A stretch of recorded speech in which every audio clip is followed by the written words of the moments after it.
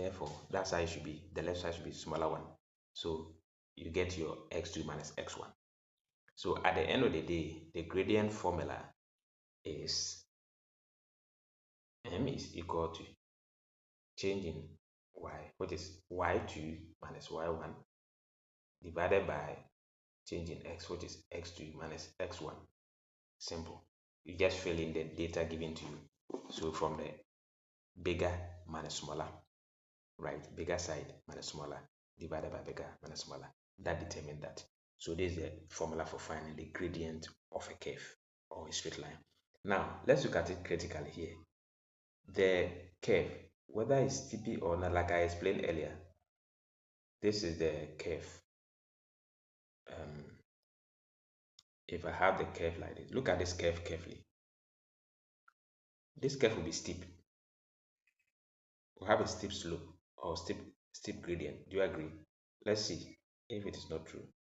Watch here. Here will be around 10 and this will be around 5 or even 2. This will be like 2 if you measure. Yes, if you calculate the difference, y2 minus y1 will be 10, x2 minus x1 will be around 2. So to calculate the gradient of this curve, it means m is equal to change in y is 10 and change in this is what, 2. So what do you get? Our gradient will be equal to what? 5. So that's why it's steeper. Do you see how it works? So the longer the vertical axis, that's the y-axis, the steeper the curve. Can you climb this hill? It's an exercise, special exercise. Can you climb it without holding to any material, any tree or any rope? Good. I think those of you who have visited Kakun National Park and other tourist sites, you would have experienced it before. That you be climbing a hill and it's pulling you backwards. This is very steep because the vertical line. So let's say it's against a wall. A ladder leans against a wall. It's a typical example of that.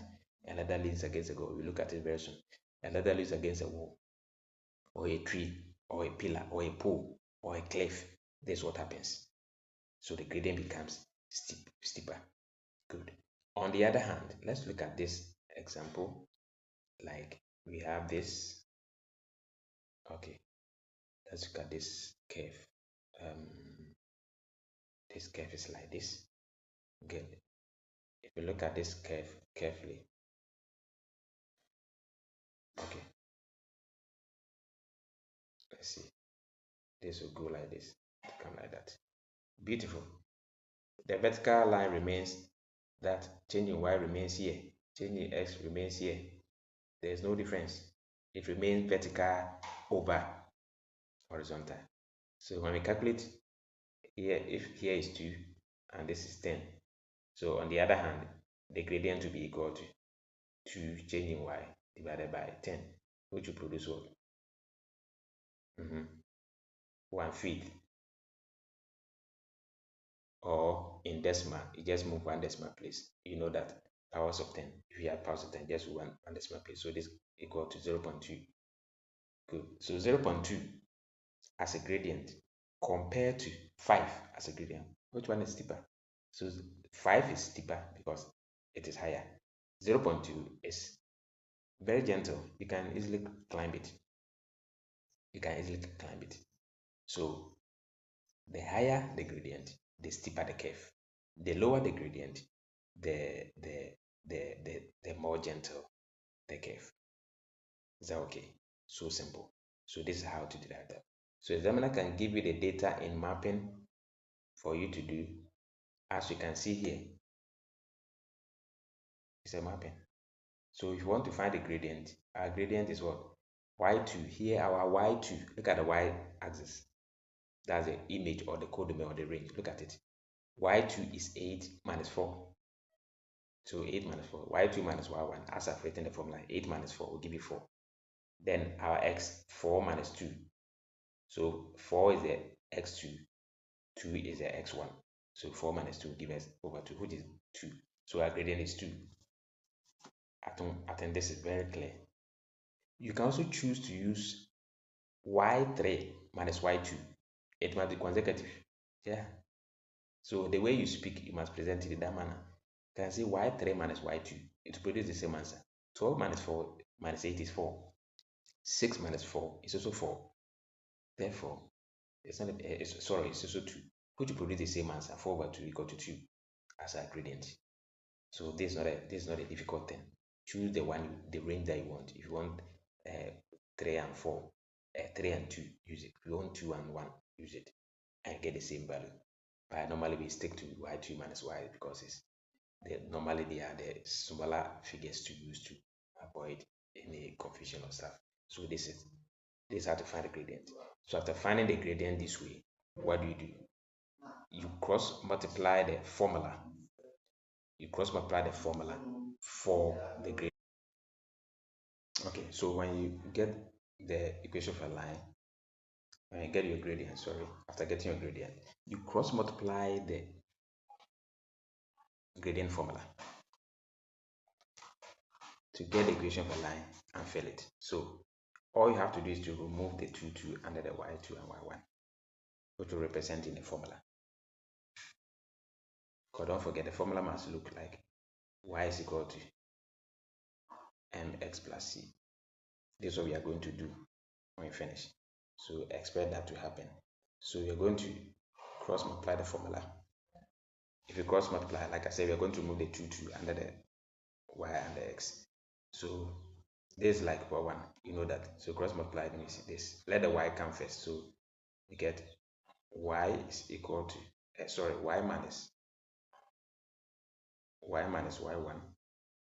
You see, this one is coming to multiply the 1 equal to, then m will multiply the x. So you get m x minus x1.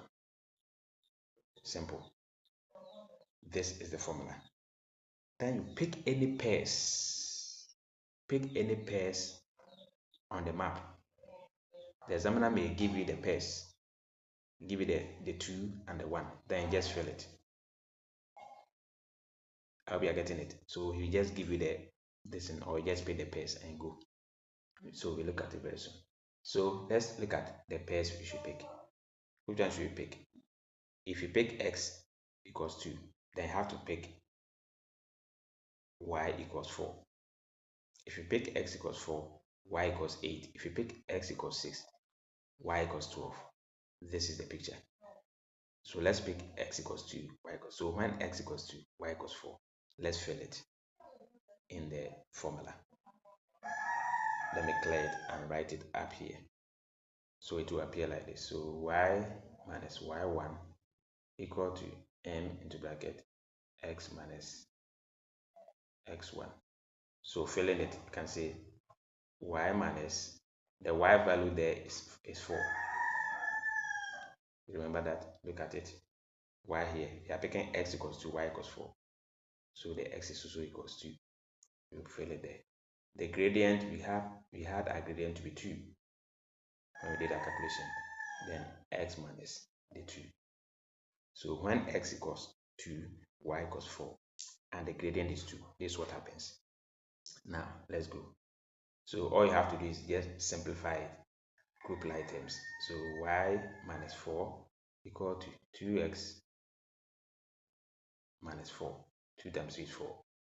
So finally, y must be equal to, like I said, you arrange it that way. It must come as y equals mx plus c. So 2x. Then this 4, is also a constant. So you come to join this 4. So 4 minus 4 plus 4 will give you 0. So here will be 0. So our y-intercept is 0. What does it mean? Yes, tell me what it means. If the y-intercept is 0, where would the curve pass? The center. I believe you agree with me. The curve will pass at the center. Because we said where the curve cuts the y-axis is the y-intercept. At this case, that place is 0. Therefore, it will cross at the center of the Cartesian plane. Therefore, and the gradient is also what? Positive. Therefore, the curve will face where? Right side. It will not face left, it will face right side. This is how to get the gradient of the curve. Now, In examination, if they ask for the rule for the mapping, all you have to do is that I've told you already that when they say rule for the mapping, just write it in this manner. X maps to 2x. But when they say equation for line, y is equal to 2x plus 0, 0 is significant. So this is the equation for line, or that's the rule for the mapping. Thank you. Is that okay with that? So this is how to apply the equation for line method. So one, find the gradient of the curve. The formula